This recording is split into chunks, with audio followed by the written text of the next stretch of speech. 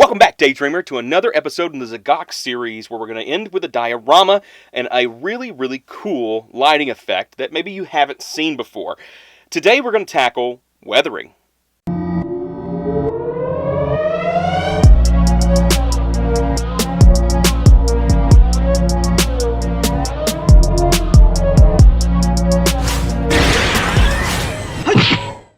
Ragtag Daydreams is sponsored by NewTypeHQ.com.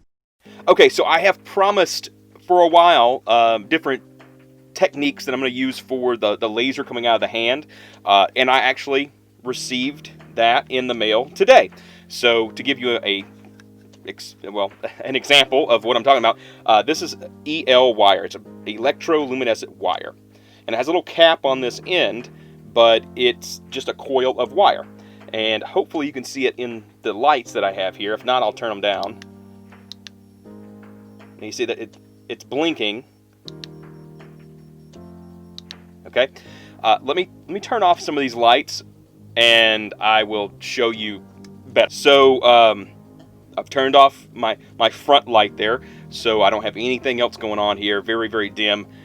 This is what it looks like. Pretty cool.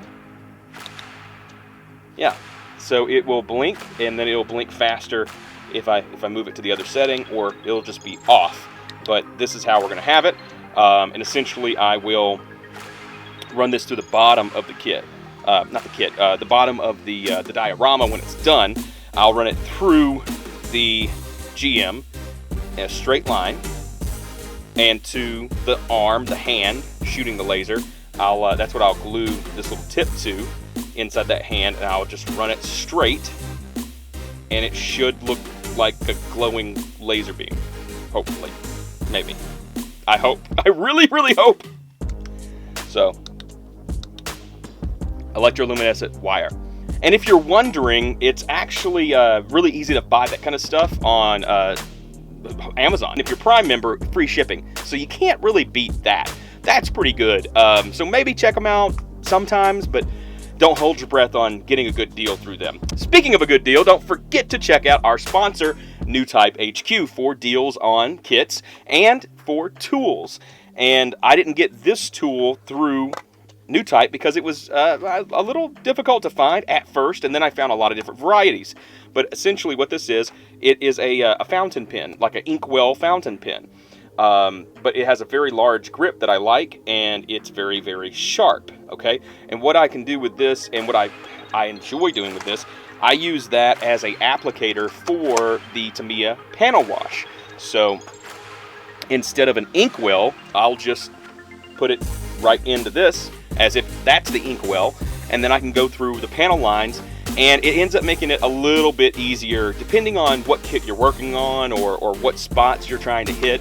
I have noticed that it still does work a lot better with unpainted kits. Because it's such a sharp tip on there and how it works, it tries to kind of dig into whatever paint that you put on the kit. So it's a little, hit or miss, but it's a neat tool to have in your arsenal if you're just looking for something a little bit different and something that's, changes up the game on customizing kits, or at least paneling them and finishing them out, with top coat, that kind of thing. I'll show that off a little bit more in future episodes, along with this product right here. This is paint markers. So it's acrylic paint, and it has on here, it's an extra fine tip. There's 30 colors, but I get an extra white and black with this particular kit. And it does look like they're very small markers. I haven't even opened it up yet. But what I'm going to do with this is attempt to do the anime style, cell shading style, cartoon style again in a future episode. So that's going to be, hopefully my secret weapon for that. As always, if you're new here, don't forget to hit like if you like this video, if it brought anything to you. Hit subscribe. That helps out so much. Again, don't forget to drop me a comment below. If you're looking for tools, tricks, and other things Gunpla related, then you're in the right place. And let's get started. Okay, let's start with panel wash. And we've top coated all this, so we should just be able to go.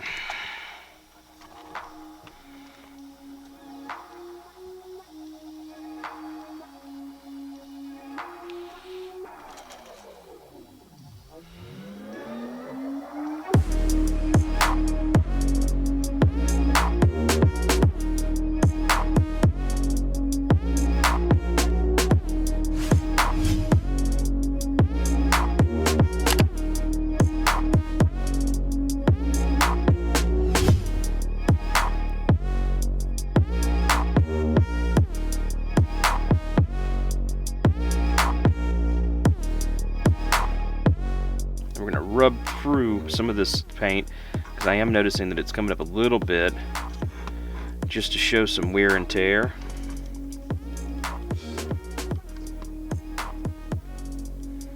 And we'll be able to see the black layer underneath it.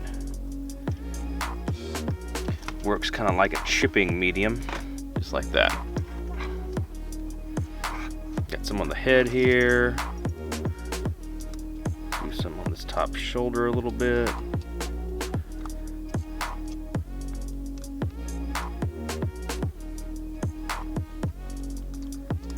Right there.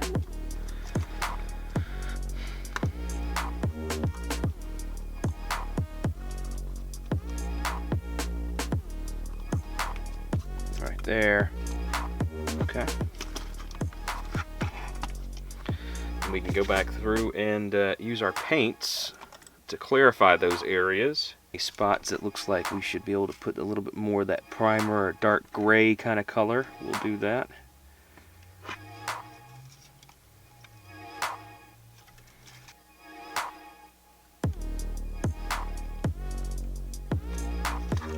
Little bits of detail here and there. That's what we're going for on that.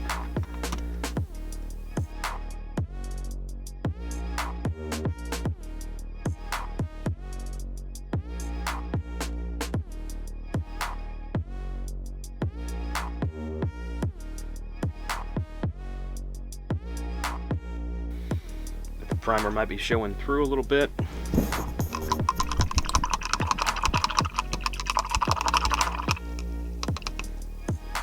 Some really watered down, like brownish yuck, and we're going to be putting that in here as well. Yellow brownish, should be looking like water stained rust kind of thing.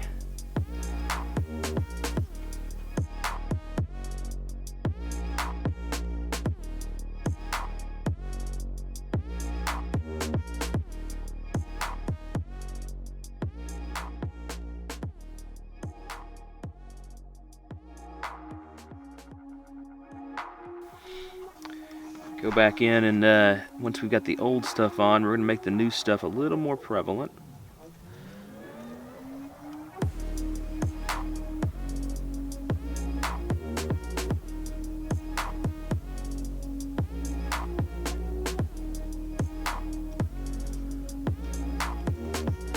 But dainty, light, very light stuff.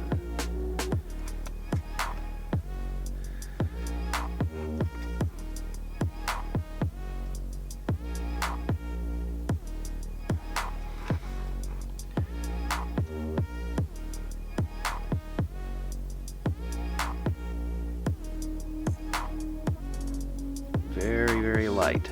Okay? If you get a little too much, hell, just try to wipe it off a little bit. It'll blend. As long as it wasn't too big of a mistake, it'll blend if you try to kind of wipe it.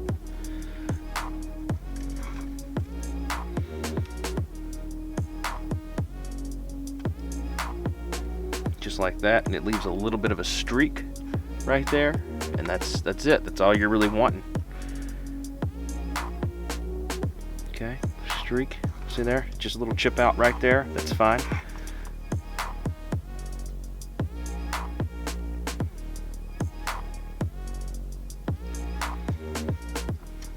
A little bit of larger chipping just right there.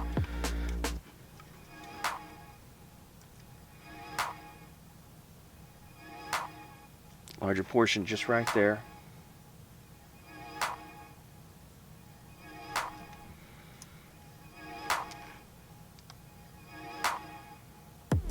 Just a little tiny bit right there. Just a little. Just a couple of dots.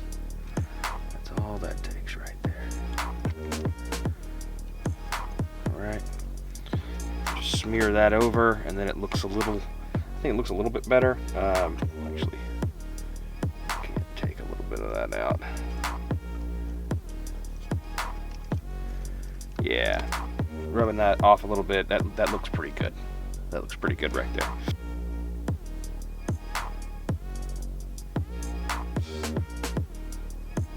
really just make little bitty dots and scrapes.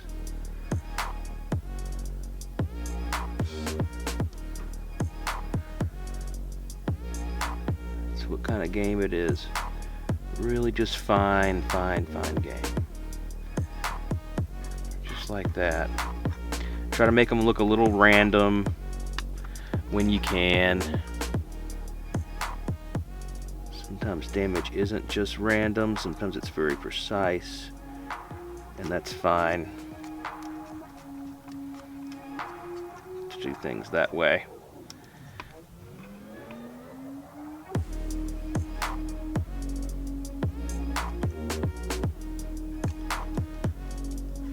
And those end up being a little easier than you think.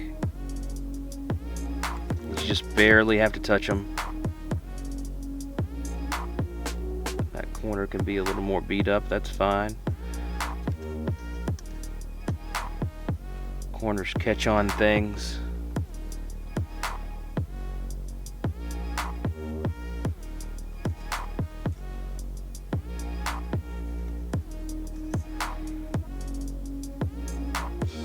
We're just doing really fine lines. Fine work. You barely want the brush to touch the plastic. And if it doesn't leave something whenever you know it's touching, don't try to force it. You just go back and re-wet your brush. Because what's happening is you're seeing paint on it, it's not going out. You push a little harder, then you make a large mistake. You have to take this stuff slow. You just have to. Get in the right mindset, get in the right mood, put your good tunes on, whatever you like to jam to or listen to whenever you're doing Gunpla, and do it that way. Trust me, it's better. And we're just going around all of our seams and corners and things like that on the lower part of the kit for the a different look where you're getting wear and tear a little bit more with the other red parts up here. Don't look quite as shiny and new, making those look a little older. The C will it'll change an old girl, and it's just definitely one of those things that if you do the rust effects and things like that, like I'm showing you here on something, you see how it's kind of stained, the white 07S. That's the kind of stuff you see on actual boats. It's just you know, I think it gives it a little bit more realism. So, but yeah, you hit all your spots you added in your paint with. See that it didn't do anything on that one. See, I'm touching it with the brush. It's not doing anything. That's fine. Don't push harder. Try to wipe your brush on a damp rag. Load up with a little bit more of that paint. Twist the brush to make a fine point, and then go back one more time. And you'll see just a little bit of paint come off of there. And that's what we're wanting. Just a little. Just a little. Not that much. Just a little.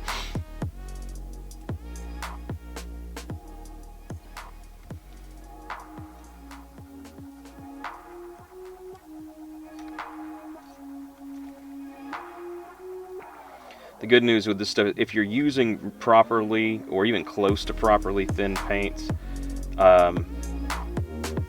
for this, so you get nice pigment, but you're not exactly blending or anything like that, usually it'll stay wet long enough that just off the cuff you can kind of wipe away and it'll leave a nice little spot there for you.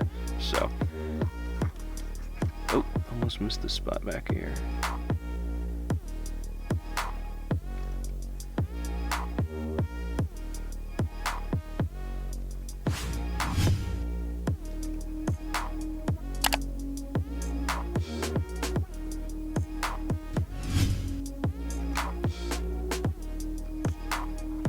You're just wanting to catch the edge right beyond the tip of the bristles, okay?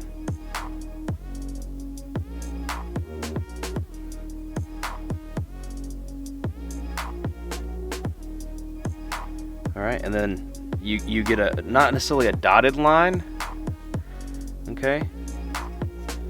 But if you can, I mean, it makes a difference. It looks like a little more wear and tear on the edges. Again, edges catch things. Edges catch things. Think about if you had your keys sticking out of your pocket. It's a hard edge. It'd get caught on everything.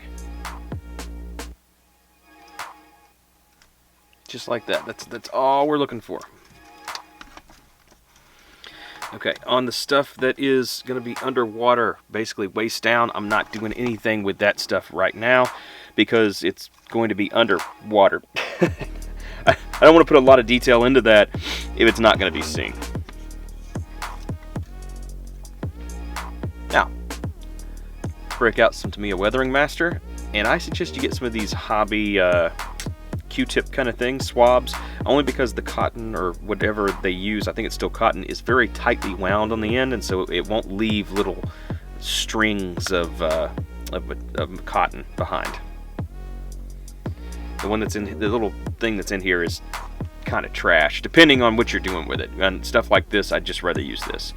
So we're gonna go back in here and get some. It's just like a makeup palette, really. So if there's any ladies out there or anybody who likes putting on makeup, regardless, yeah, that's basically what we're working with. It's just that it's paint. It's powdered pigment. That's all it is. So it's not. Do not put this on your face. God, don't put this on your face. All right. So when you have some on there, go around and hit a lot of these areas. Try to hit just edges, just the edges of things. Having a spot or two where it does come down, it's almost like a natural light agent that'll help that part shine a little bit. It's pretty nice. It's kind of like an hourglass figure you want to make, so just wait till you you do slip up or whatever, and then just turn that into an hourglass shape running up the tube. Perfect, perfect. Now I'm going to go back with a different Tamiya Weathering Master Compact, and we're going for oil stain this time.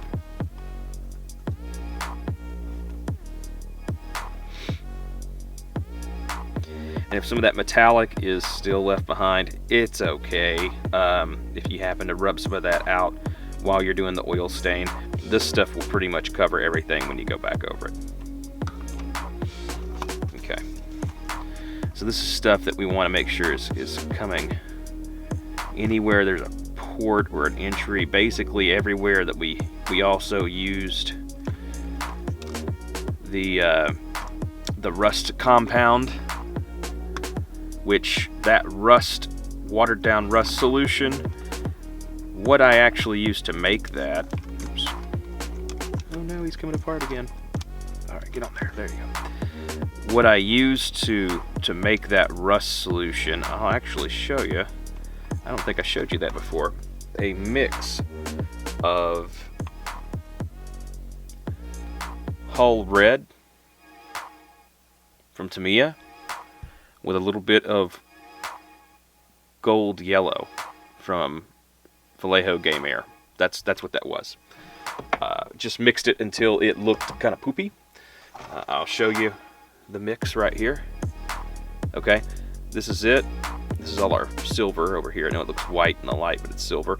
But this is what I used. I just drew some water right here up onto the palette, and I water it down really good, and then it leaves behind a little bit of that red pigment to show some rust, and then the yellow really makes it shine through. Okay, let's look at what we've done here. Overall, looking pretty good.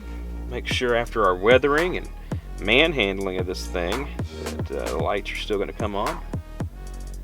Yep, if I can. There we go. So the light still comes on. That's how he'll be looking at you. And then we've got lots of kind of rust effects coming out of the vents and everything, and washing down. The back looks a little bit better, but most of it's hidden. But yeah, that's where most of the water is going to come out. And to hide this vent that disappeared on me, I am going to just maybe make kind of a waterfall still coming out of that vent as it's emerging from the water. So I can't find it anywhere, just like the claws. So I don't know what happened to that. But there we go. We are ready to rock and roll with getting this attached to a base and pouring some epoxy. All right, guys. So this is the finished product that we have so far, at least.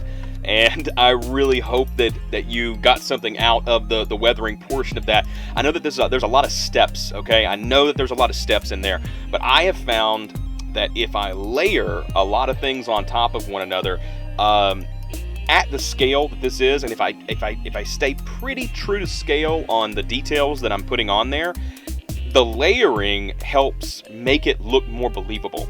If you didn't like it and you thought it was complete garbage, then feel free to leave me a comment telling me how much of a absolute piece of garbage that I am. Dislike the video because I just don't care. That means the video was not for you. And you know, if you want something that's more for you and this maybe wasn't it, then I always want to hear from you guys, the viewers. Tell me what you would like to see. Other than that, please check out the description of this video. I've got all my social media stuff down there. I've got a Teespring store that you can go to and see, you know, different merch and things like that I have. As always, don't forget to like, share, and subscribe, and hit the notification bell if you want to see more videos from me. Till next time, Daydreamer, I'm Justin, your Ragtag Daydreamer, and I'll see you soon.